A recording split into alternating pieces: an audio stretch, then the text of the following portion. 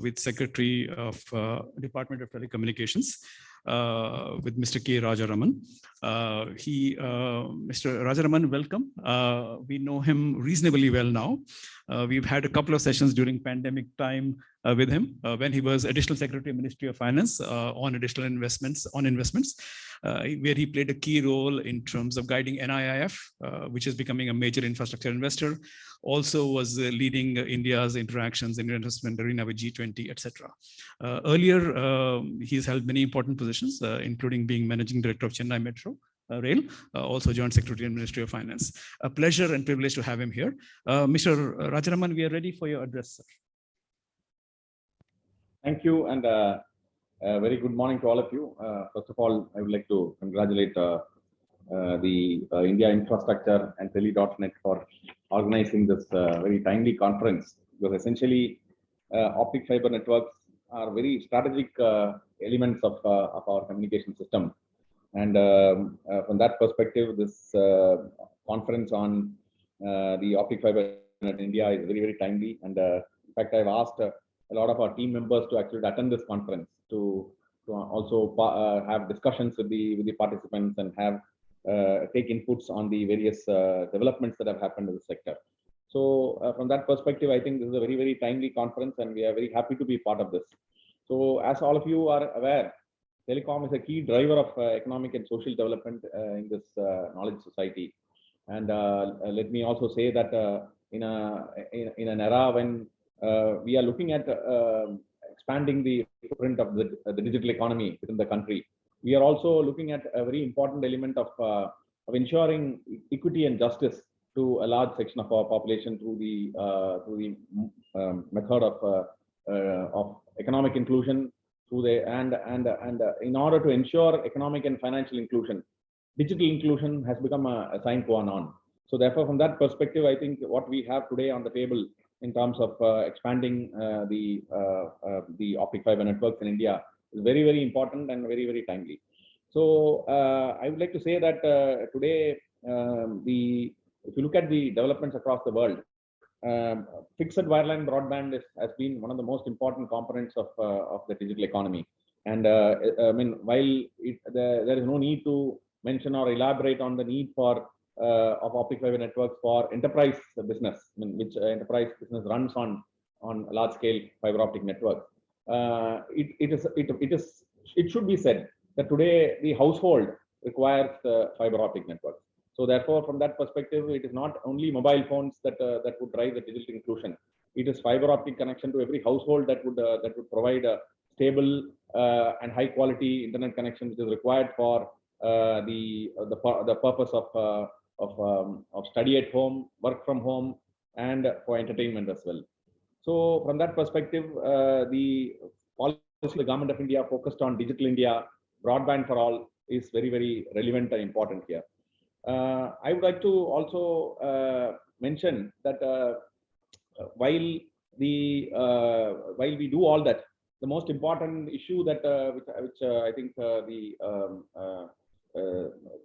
the organizers have pointed out here is I think specifically was pointed out in relation to the right of way. I think the availability of a clear policy, of an enabling policy for right of way for fiber service network provider is very, very important. So this has been recognized by the Government of India, and since 2016, when a right of way rules was published and circulated to all the states, the work has been work in progress.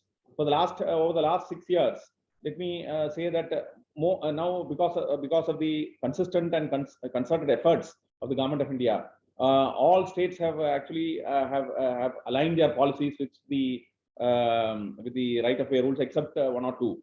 And we expect that this process to be completed in the next couple of months. Let me also say that here the kind of interest that has been shown at the highest level has something which I would wish to point out. In fact, recently in a conference in the Pragati meeting, which normally the Prime Minister chairs and interacts with the state governments, he personally took up the issue of the right of way regulations with all the states. And I'm happy to inform that as a result of this meeting, which happened a couple of months back, a lot of the states have actually published their policies, revised their charges, and have also disposed thousands of applications which are pending for a long time. Now, let me put it this way, that a lack of a proper system for clearances and a lack of a policy was kind of troubling us for a long time. But thanks to the cooperation that we have been having with the DIPA, the Digital Infrastructure Providers Association, and the Cellular Operators Association of India, and and ISP Association of India, we have put in place a right-of-way portal which actually enables interconnect with the state government workflow systems and the Government of India workflow systems. We have integrated through APIs the Sugam Sanchar Gati Shakti Sanchar portal, which we have provided to service providers to get the right-of-way clearances on a top priority basis. And let me also say that many of the states have actually put in place a deemed approval clause that within 60 days, if the application is not approved, it is treated as approved. Even yesterday, even as late as yesterday, the Odisha cabinet actually cleared the deemed approval clause, which means that if an application is pending for more than 60 days, it gets cleared automatically. So I'm happy to say that we will get across to all the rest of the states and ensure that the deemed approval clause is put in place so that the time is not lost while setting up optic fiber networks. Now, there is also the issue of alignment of charges. So obviously, there are bodies involved and the state governments involved, and we have persuaded most of them to do that. And we expect over the next couple of months, this alignment would be complete. While this be the case, let me also say that the right-of-way rules is being further refined to ensure that we take into account the latest developments, including the requirement of right-of-way for small cell 5G small cells and so many other developments that are coming our way. So I'm sure that the right-of-way issues, which have been very significant in terms of slowing down or stalling the program, have actually receded into the background. Let me give an example. I think if you look at the pendency of the right-of-way applications, it was about 71,000 applications which were pending on 15th of December. But as of today, it has come down to 17,000. So which means, even this, we expect that it will come down very drastically over the next next month or so. I mean, we are in fact continuously interacting with all the state chief secretaries. Let me also say that the Department of Telecommunications and its field formations, including the officials in the LSAs, have convened the state broadband committee meetings, which are chaired by the chief secretaries. So I would request the industry to use the mechanism of the state broadband committees with the help of our senior DDGs of the LSAs in the respective states to actually drive agenda for optic fiber networks related developments and policies in the states. We will be very happy to support and facilitate and work with all of you in enabling that. Now, let me also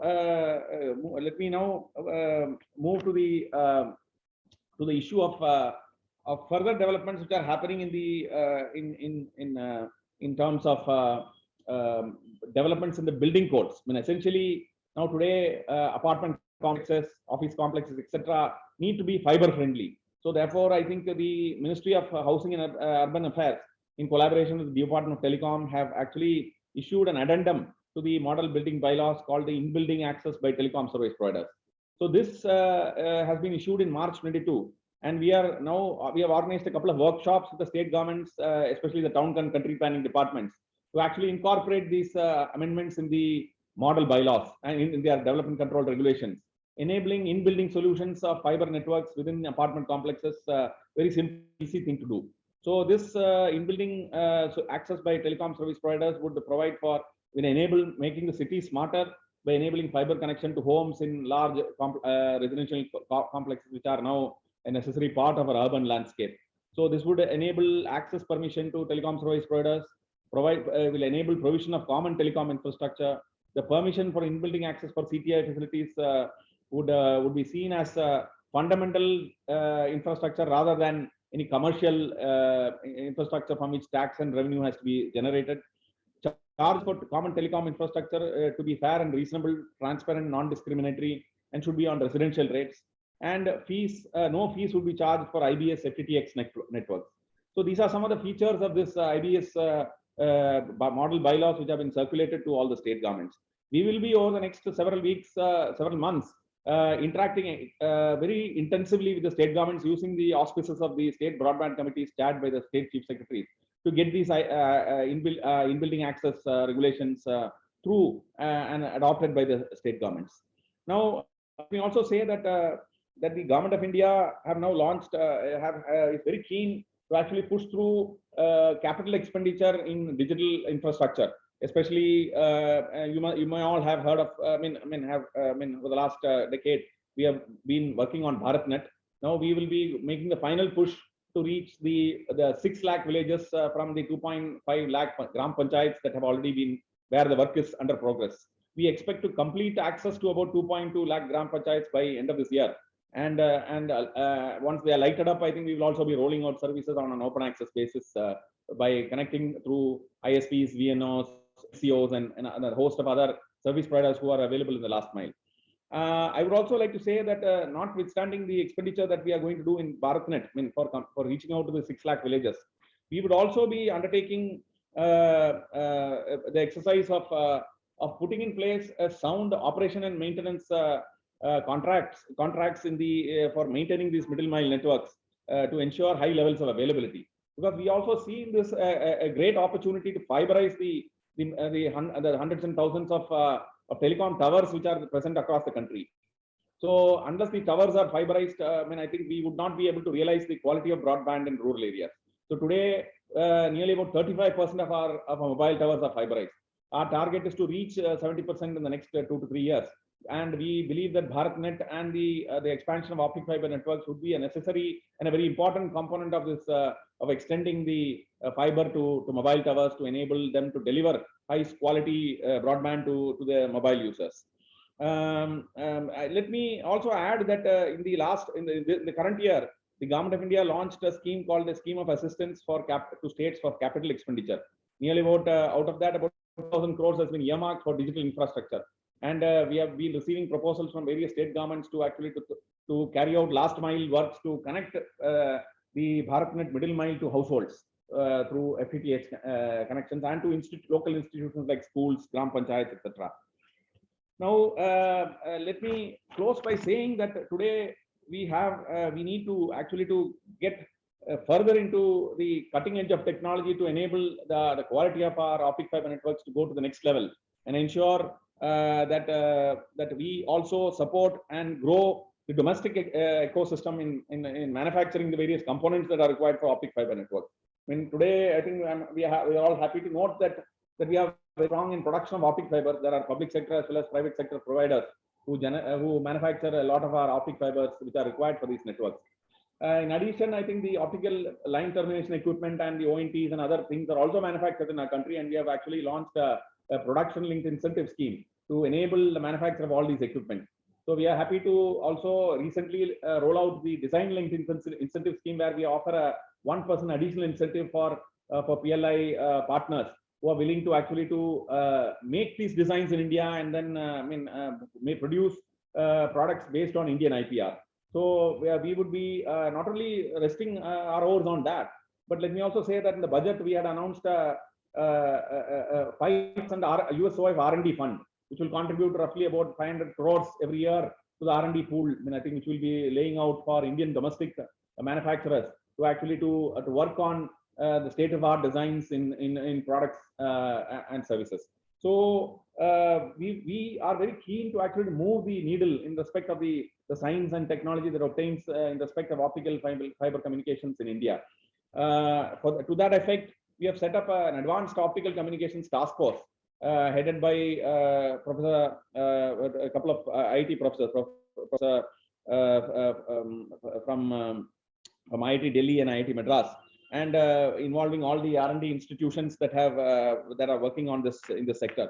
So we will be probably in the next few months launching an advanced optical communications test bed, which will work on cutting edge optical communications technologies such as space division multiplexing, coherent optics, and advanced routers which are required for core infrastructure. So with these few words, I would once again congratulate all of you. And let me also say one more thing. I think this is something which is very important. The Honorable Prime Minister has been stressing the concept of Gati Shakti. So the Gati Shakti is actually a philosophy in which I think we are trying to harness technology to actually to move the needle in terms of the quality of infrastructure, the connectivity between various bits of infrastructure and enabling moving up the efficiency and productivity levels that obtain in our infrastructure in our economy. So therefore, we in the Department of Telecommunications, in collaboration with the Department of Promotion of Industry and Internal Trade, DPIT, have actually put in place a set of layers of GIS in the Gati Shakti Sanchar portal, which enables decision making on locating and siting, connecting various elements of the optic fiber and mobile communication systems.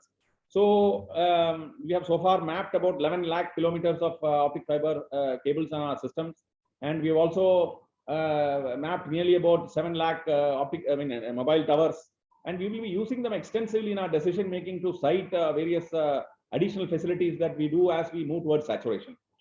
So therefore, let me say very interestingly that this Gati Shakti Sanchar portal, which has been very ardently and passionately propagated by our Honorable Prime Minister, has also thrown up a few very interesting things, which I wanted to share with this, because essentially we are talking about optic fibers in this conference. Today, we did a very rough calculation as to, with this nearly about 33 lakh kilometers, there's nearly about 3.3 million kilometers of optic fiber road kilometers in our country. It suffers roughly about 10 lakh cuts every year, I think, because we did a very rough calculation. This number may be here and there. I think there could be a margin of error in this. So roughly people say that every 1,000 kilometers suffers about 4 kilometers of cuts per month. So because of unauthorized and unplanned excavations which are done by various kinds of people, private as well as public contractors and so on and so forth. So we did a rough back of the palm calculation to show that the damage to the system would be something of the order of 2,500 to 3,000 crores, which is inflicted on the networks in terms of additional costs that are required to actually replace those optic fibers which are damaged due to this unplanned digging.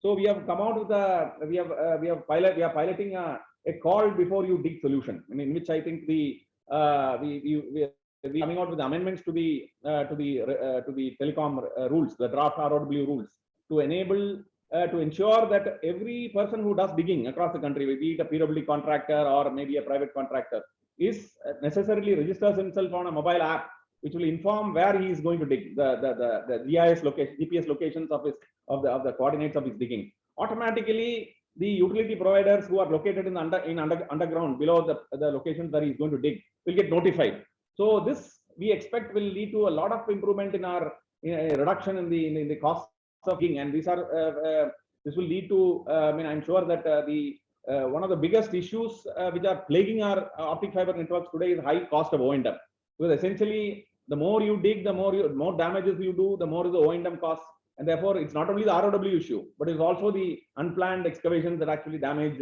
optic fiber networks.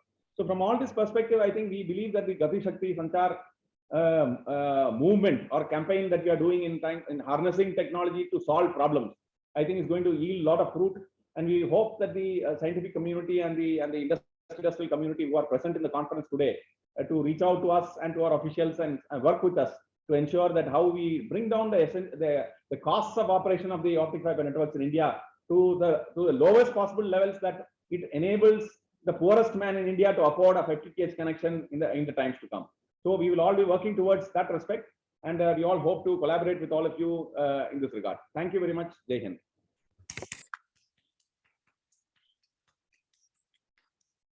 Thank you very much, Mr. Rajaraman. Sir, we are told by our office that we do have another 8-9 minutes for questions and answers. Is that right? I can answer that. No problem. Yes, sir. Sir, a few questions. Sir, one question is about the. I should mention that you addressed you've addressed all the key issues for us. Because there were concerns about ROW, there were concerns about policy framework for the in-building solutions and the street furniture, etc. And of course, BharatNet. So my first question, sir, is 5G rollout. What are the expected timelines in terms of awards, and what are the expected timelines in terms of rollouts?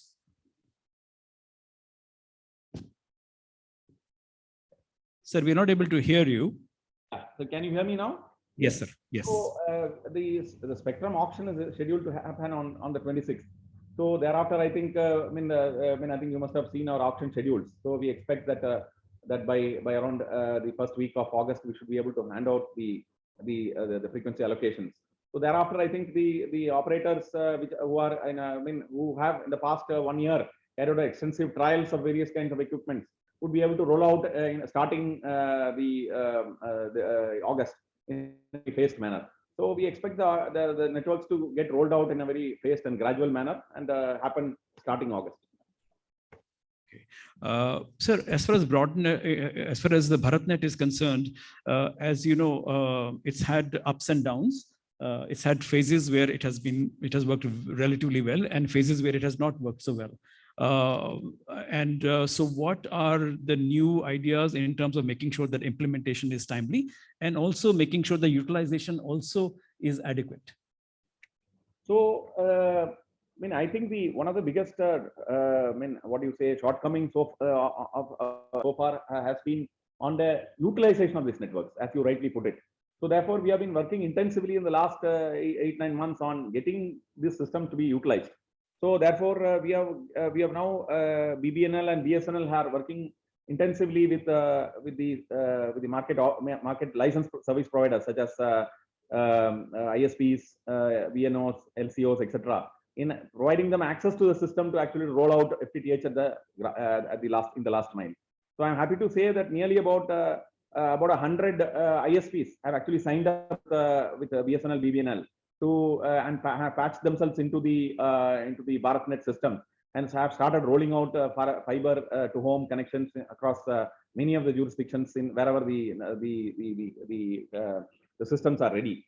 Today, one of the very important things, as I mentioned earlier, is the need for high levels of availability of the system, because essentially nobody would trust a system whose availability is less than 99%.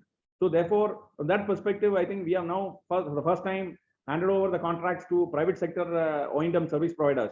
BSNL tender, and they have handed over the O&M just on the 1st of July with the target of providing 99% availability of these networks. So once over the next couple of months, I think the repairs to the systems, the improvement in the electronics and the replacement of the cables which have been damaged would happen, and we expect by the 1st of September, I think high levels of availability would be available, and therefore we expect that even the uptake of dark fiber from these systems also would go up very drastically. For instance, so far we have monetized about 40,000 kilometers of dark fiber. So the total length of kilometers of under BharatNet is about 5.15 lakh kilometers. So there is a tremendous amount of monetization value for this available to be used by the last mile service provider. So we expect that more of this will be monetized. And as I mentioned earlier, we also expect that a lot of the telecom access service providers would be able to use our fiber to connect to their mobile towers to enable fiberization of their towers.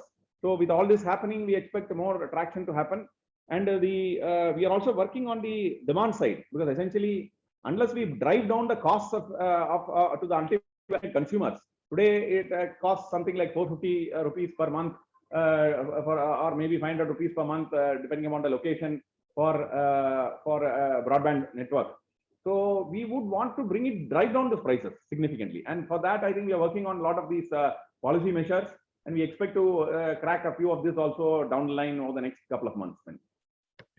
Mr. Rajaraman, you mentioned some changes in policy or some new regulations to enable the street furniture and in-building solutions and small cells. Will these changes need to be legislative changes, or will they just be regulations? No. These essentially would be part of the further amendments to the right-of-way rules. Okay. All right. Okay, so and you mentioned opportunities under Gati Shakti. Will these be overseen by Ministry of Commerce or Road Transport or DoT? Yeah, Gati Shakti is being driven by the Ministry of Commerce under the Department of Investment Promotion and Industrial Internal Trade. So they will drive it, and every infrastructure ministry is a necessary part of this whole process. And we are part of this overall national GIS portal which has been set up, which is actually driving the design and implementation of large infrastructure projects. Mr. Rajaraman, we have seen that one opportunity is Smart City program for OFC Networks. Does the DoT work with the Ministry of Urban and MOUHA, or how does it work, or do they Yes, work on their own? This is a very, very good question and a very difficult question, because difficult question is a very big challenge, because essentially we need to, in the cities of India, need to move, and maybe in other places also need to provide cable ducts to enable safety for our optic fiber networks and ensure high levels of availability and to the ultimate consumers. So this requires a lot of investment. So what we have done is that based on TRAI recommendations, we have actually set up our TEC, the Telecom Engineering Center, has set up a committee to draft the standards for ducts in smart cities as well as in rural areas, as well as for large infrastructure projects.